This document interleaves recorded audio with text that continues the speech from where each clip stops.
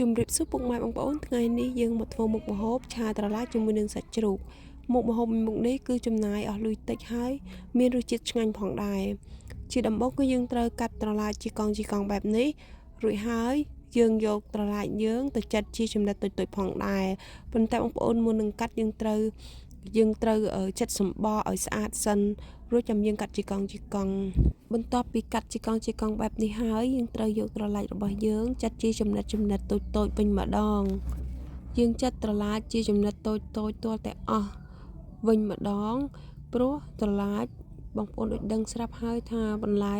គឺអាចជួយសុខភាពជាងសាច់ទៀតបងប្អូនពិសេសគឺបន្លែពពួកបន្លែត្រឡាចល្ពៅ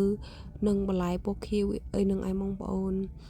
មិនតែប៉ុណ្ណោះត្រឡាចគឺជាបន្លែដែលធ្វើឲ្យយើងបរិភោគទៅអត់ក្តៅនៅក្នុងខ្លួនទេវាជួយបង្កើតភាពត្រជាក់ក្នុងខ្លួនរបស់យើងបន្ទាប់មកពេលយើងចិតរួចហើយយើងយកត្រឡាចយើងទៅលាងទឹកឲ្យស្អាត 2-3 ទឹកហើយទើបយើងដាក់ខ្ទះនិងខ្លាញ់បំពងជាមួយគ្នាទើបយើងចាក់សាច់ជ្រូកចូលពេលយើងចាក់សាច់ជ្រូកចូលរួចហើយយើងកូរមើលទៅឲ្យសាច់ជ្រូកមើលទៅរាំងស្ងួតទើបយើងចាក់ស្ករ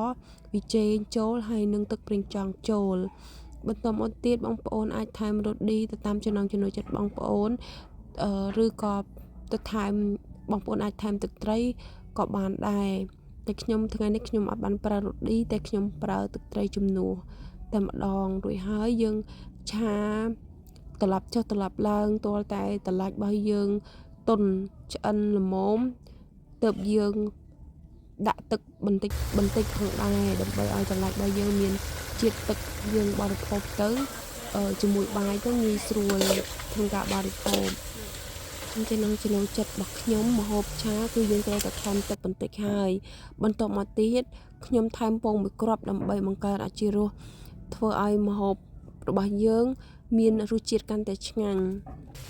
ពេលកោះពងទាចូលមួយគ្រាប់ហើយឆាវាម្ដងទៀតកូរត្រឡប់ចុះត្រឡប់ឡើងទាល់តែម្ហូបរបស់យើងមើលទៅរាងឆ្អិនយើងភ្លក់សាបឬប្រៃយើងអាចថែមគ្រឿងទៅតាមចំណង់ចំណូលចិត្តបងប្អូនចង់បានចាបងប្អូនអរគុណបងប្អូនសម្រាប់ការទស្សនាចំពោះវីដេអូរបស់នាងខ្ញុំសូមបងប្អូនជួបតែសុខភាពនិងសំណាងល្អបងប្អូនកុំភ្លេចជួយចុច like និងជួយចុច subscribe ដល់វីដេអូរបស់នាងខ្ញុំផងអរគុណបងប្អូនជម្រាបលា